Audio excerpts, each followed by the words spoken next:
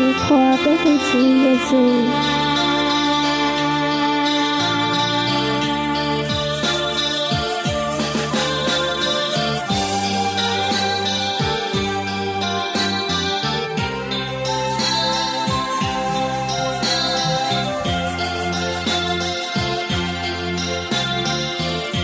Vì Chúa Giêsu do ta kết lưu,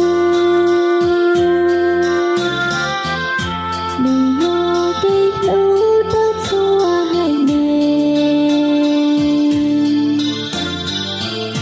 vì do kết lưu ủa chào gió chín,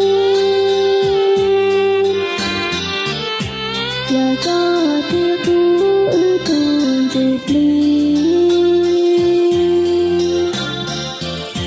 Vì Chúa Giêsu như gió kết lưu, do gió kết lưu muốn anh tràn nhìn, vì do kết lưu ùa ba chữ bốn, vì do ba chữ tin lên tư.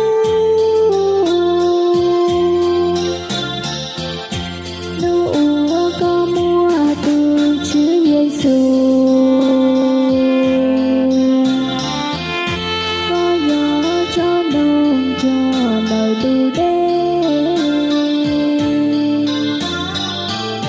giờ gió tràn đủ lối trái đủ khô, lời dây nhựa mơ cho đến lời du. Có nhỏ y chờ dòng y pli, giờ gió chỉ hơi đưa đau một lần. Giêsu kết lưu giữa nó đau con, như gió kết lưu ua nhỏ y chi.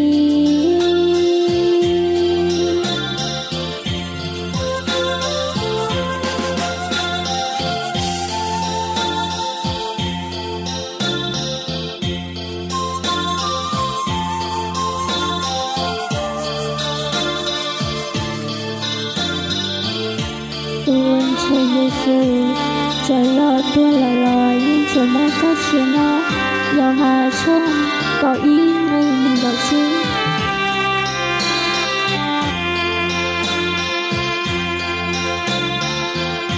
Nước úa có mua từ Chúa Giêsu, có gió trong đông cho đời bưu đêm, giờ gió tràn đủ lối trái đủ khô, lời dây nhựa mơ cho đến lời du. Có nhỏ y sầu trong y pli,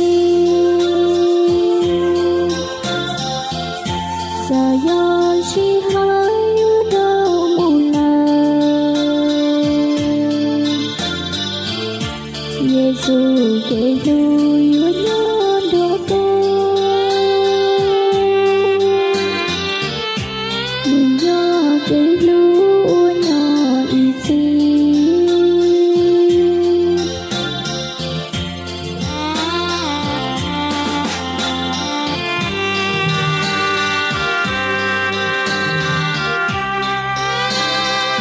Kết lưu ua nhỏ một ly,